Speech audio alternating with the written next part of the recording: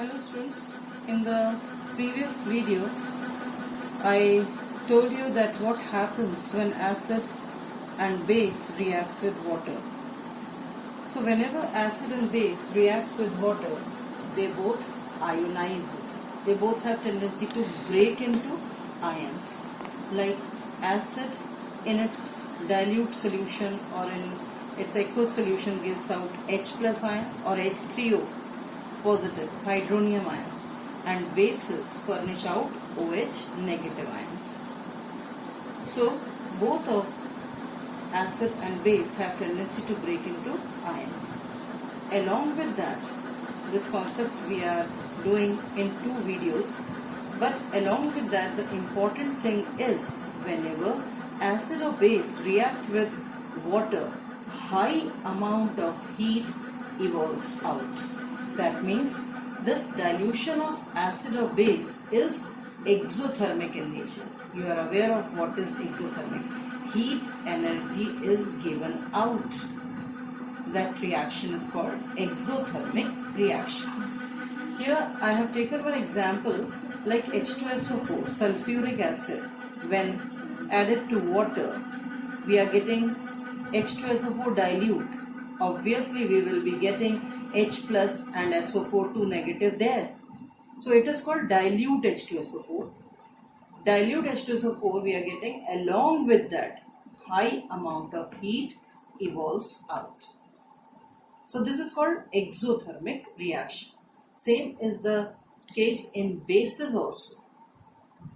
So whenever we want to dilute acid or base, it is advised, listen very carefully students, it is advised water should never be added to acid or base.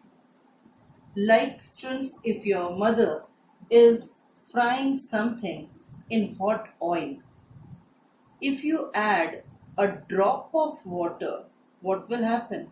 Have you observed it? Oil will start spurting. Spurting meaning heat or the oil start splashing out, and it causes severe burns. So here students, I am trying to say that acid and bases are just like hot oil. So it is advised not to add water in acid or base. Otherwise what will happen? Heat evolves out and spurting take place. Whenever you are adding water in acid or base, heat evolves out, which is called spurting. Spurting, spurting takes place, and acid splashes out, which causes severe burns. It will fall on your skin and produces severe burns. So what should be done to dilute acid or bases? Remember students, if you pour hot oil into water, nothing will happen. Just a sound will come, but no heat splashes out. So whenever we want to dilute acid or base, we should add acid or base into water. We should never add water into acid or bases. Why is it so students? Why when we are mixing acid into water, no heat evolves out, no spurting take place, no splashing out take place? Because water has a unique tendency to absorb large amount of heat. Thus, no spurting take place. Here I have written students that water has strong tendency to absorb heat and no spurting take place. Is it clear students? Here I have drawn 2 figures also students. These acids or bases are highly corrosive in nature. They can corrode the substances like metals also. Here, suppose acid fall on the skin, it causes burns. Here that same acid is falling on metallic rod, it produces corrosion there. It corrodes the surface. So these acids should be handled very carefully. So now you are knowing, students, that how to dilute acid or bases.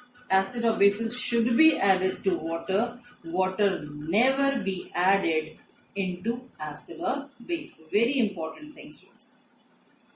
Now after finishing this, I am taking what is the effect of dilution on the concentration of H plus, we call it hydronium ion or hydroxyl ion. What happens to their concentration? This I am explaining you by again taking a diagram. Suppose I am taking dilute H2SO4. H2SO4 plus water I am taking here in a beaker. This is the level of that dilute H2SO4. I am adding more amount of water into it. Now the level rises to this, the volume rises to this level. And here now I am asking you that what is the concentration of H plus now after the dilution, after addition of more amount of water? What will happen to the H plus ion concentration? H ions are not going out. Your answer, I think, will be that H concentration will remain same. Because if suppose I am taking that 10 H plus are there in this volume, on addition of water, again that will remain 10. We are not taking out any solution from this. I am not taking out that dilute H2SO4 from it. That means that H ion concentration will remain same. But if we talk about the H ion concentration per unit volume, अभी इतने volume में 10 H plus थे, अभी इतने सारे volume में 10 H plus है.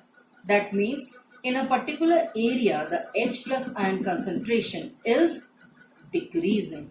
So we are saying that H plus ion concentration per unit volume decreases.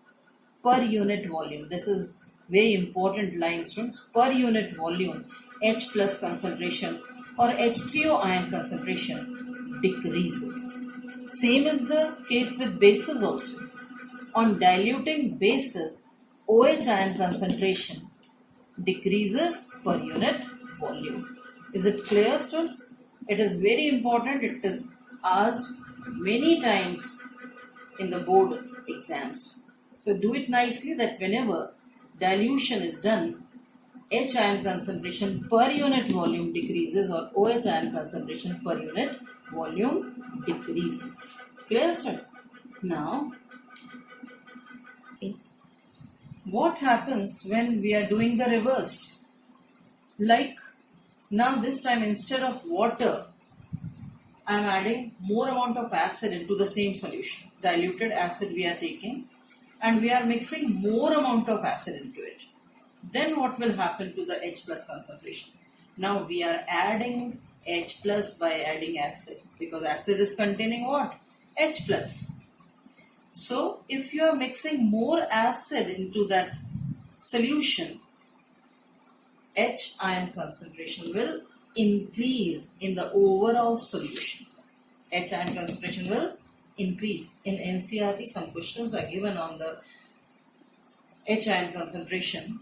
So do it, students. I will give you in the assignment also. One more thing. Always remember, students, that if more H plus ion concentration is there in the acid, more will be the acidic strength. And if in case of bases, more OH ion concentration, a base if giving more OH negative ions in the aqueous solution, more is its basic strength. So basic strength depends on the concentration of OH negative and acidic strength depends on the concentration of H positive or H3O 1 positive, hydronium ion, hydroxyl ions. More the concentration of OH negative, more is the basic strength. Remember, I am repeating again and again so that you can able to learn it. Clear? Now one more thing, student, as we are talking about acidic and the basic strength, how can we measure the strength of acids or bases? What method is adopted to measure the strength of acid and bases? So some indicators are there which can measure the strength of acid and base. Like in the previous videos, we did indicators for the identification of acid and basic substances. But here we are using indicator for finding out the strength of acid or bases. So that indicator is in terms of pH. It is a German word, power potens the hydrogen. Potenz, potens, DDE, hydrogen. Meaning, students, I am telling you, meaning in English, that is more important. Power of hydrogen. That is called pH scale. This pH scale is an indicator for measuring the strength of acids or bases. This pH scale was given by scientist named Sorensen. He gave a scale which starts from 0 and extend up to 14. And in this pH scale, if the value is less than 7, then the substance shows acidic strength, and if the value is more than 7, the substance is regarded as basic. As we are coming towards 0, acidic strength increases. As we move towards 14, basic strength increases. And if the substance is having value 7, then the substance is regarded as neutral. Just I have given you the idea of pH scale. This full topic in detail I will take in my next video. Only you remember that pH scale is the indicator for measuring strength of acids and bases. Actually, what is this pH? How it is used, that I will tell you in my next video, students. Till then, goodbye. Thank you.